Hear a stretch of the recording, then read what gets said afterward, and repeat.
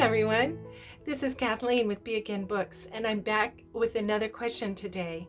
Do you like to use real junk in your junk journals?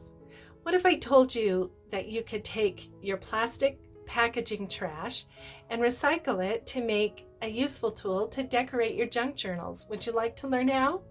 I hope so, because that's what I'm sharing today. I'm here with a how-to video, how to take this plastic clamshell packaging and make a stencil to decorate your junk journal. It's easy, and this trash is everywhere. I bet you have some right now. Just grab a piece and join me, and I'll show you how to do it. Okay, so I'm working on the signature pages for my Dollar Tree folk art journal, and I want to do some stenciling to embellish some of the pages. So the first step is to find an image, and I can go to like a free to use clip art site on the internet. There's lots of ways to find a simple image to cut a stencil, but the key is that it be not too detailed. That's a key, especially if you are not experienced using scissors or a craft knife. So yeah, look for a simple image. And I wanted this to be kind of like hand doodles, like I did when I was young. And so I just kind of started doodling and kind of based my doodling on this pretty, the modern folk art style. So I just started kind of coming up with a couple of images. This seemed like it was going to be a little too hard to execute, so I started with one of these little cup flowers and just made a simple design like this. Okay, so that's kind of what I'm going to use to show. So what I did was I then traced, because I'm going to do a layered stencil rather than cut all of the detail in one image. I want it to be different colors, on top of the image, like these. So in order to achieve that, I need to cut a layered stencil, which means a stencil that has the exploded steps. So I just traced the different outlines in different places, and then I will trace this onto the plastic. So the next step is to take the plastic box and trim that down.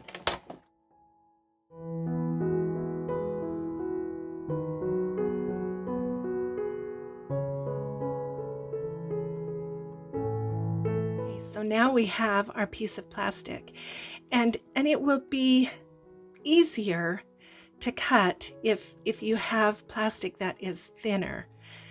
And I don't know weights of plastic, so I can't guide you there. But this was a strawberry clamshell package, and it's kind of thick. So I need to be careful when I cut, because it's going to be a little bit resistant to the scissors. If it's a little thinner, then you'll be able to cut it easier, and particularly when I get to the part where I'm going to use the craft knife. So I'm just going to take a Sharpie pen, and this is, I think, the page that I'm going to put the stencil on. So let me trace this.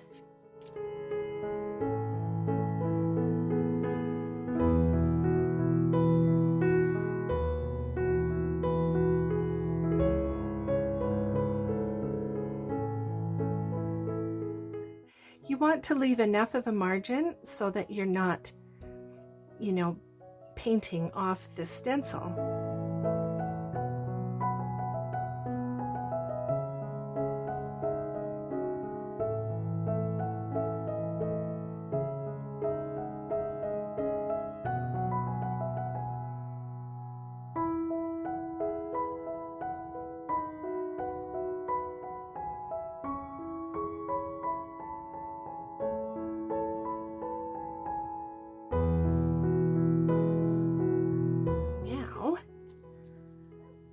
I need to take the scissors and start the cuts.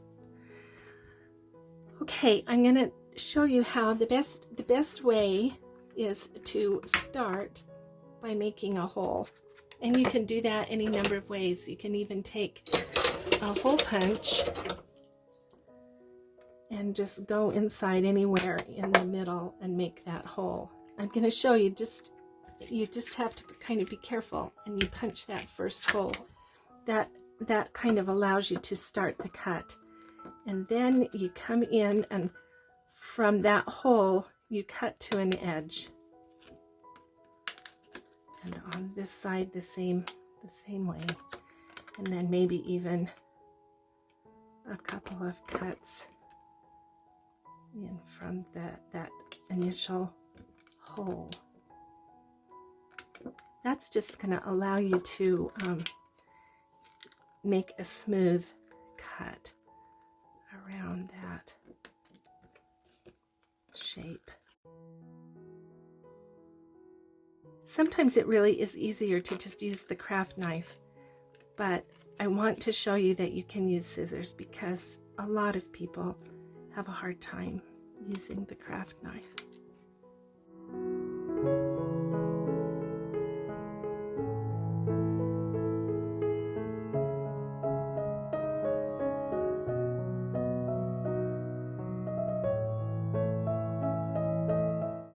You can now see why I advise you to choose a simple design. Yeah, because it's easier to cut it out.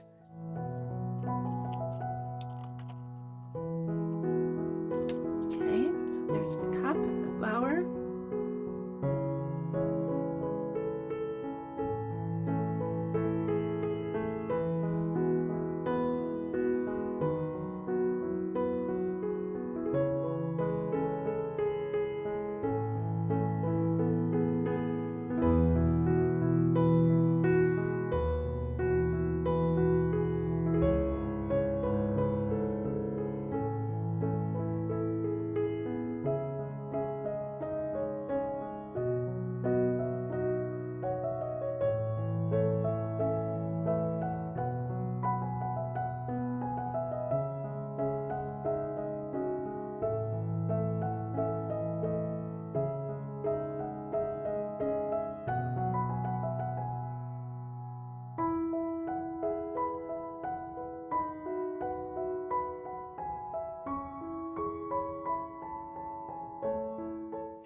Okay, so now we have that part done. Now I'm going to show you how to use the craft knife. So I just bring my cutting mat over, grab the craft knife. I just start at the top.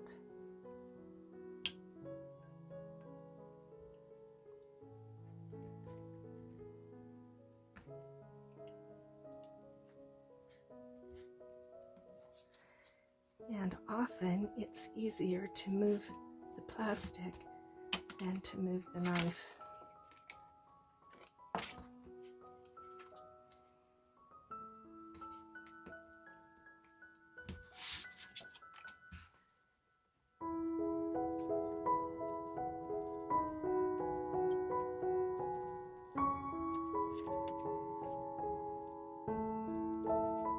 If you use the knife, please be really careful and always go slowly so that you have control, and be careful of your fingers.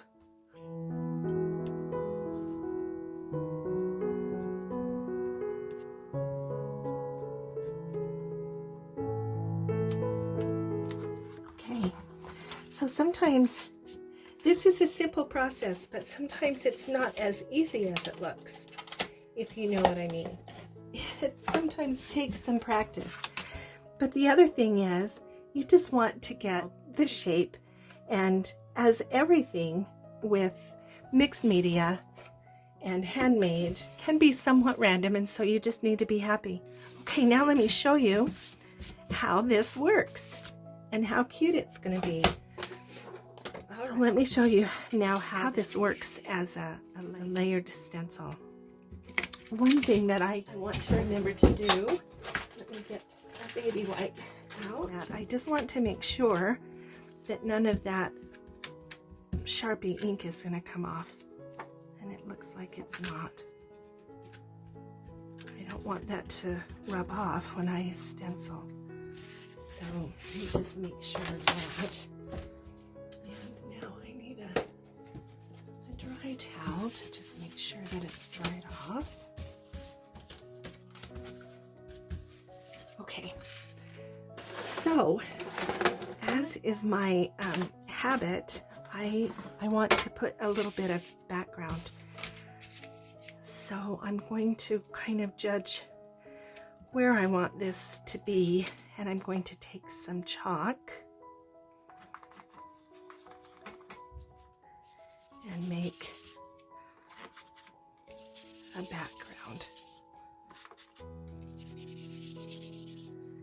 because this is going to add depth to my design. So we'll put a little bit of chalk down first, and maybe a texture stamp. Since this blue is going to be the top of the detail on top, so we'll put a little bit of that in the background.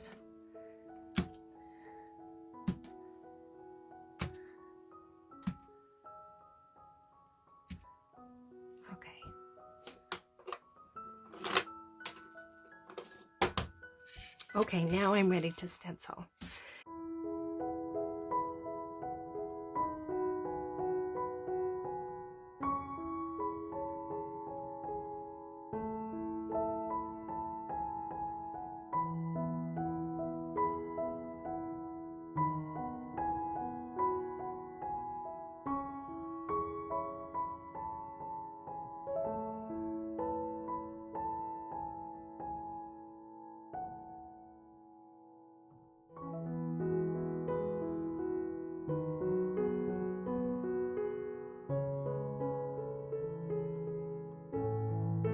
So one of the things that we can do, if this is pretty close to the edge, you can put a piece of tape there to mask this part off so that the ink doesn't go over the edge of the stencil.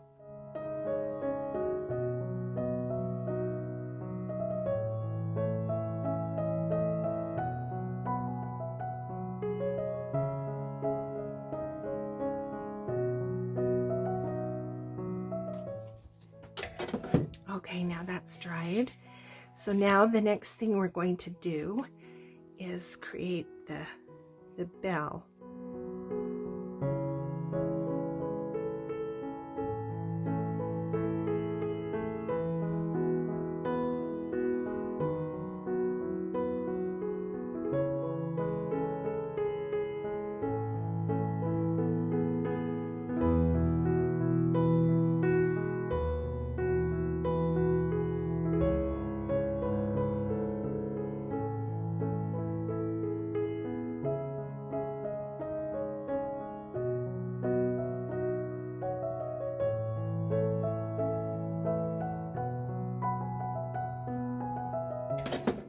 Let me lift this up so that you can see how that's looking. So when I placed that stencil, I was a little bit too short, but I still like that kind of folky handmade look. Yeah, I do. Now let's do the last layer is this. Yeah, I think it looks better from this side.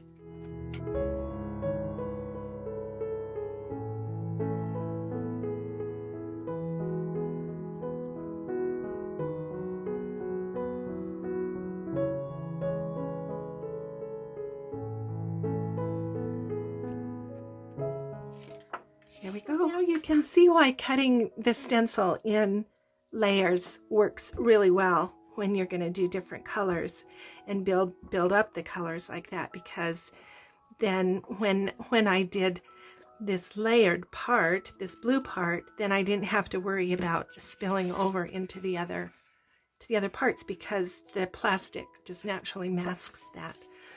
Okay, so that's cutting your own stencil and using trash to boot. I will come back probably now and use some white.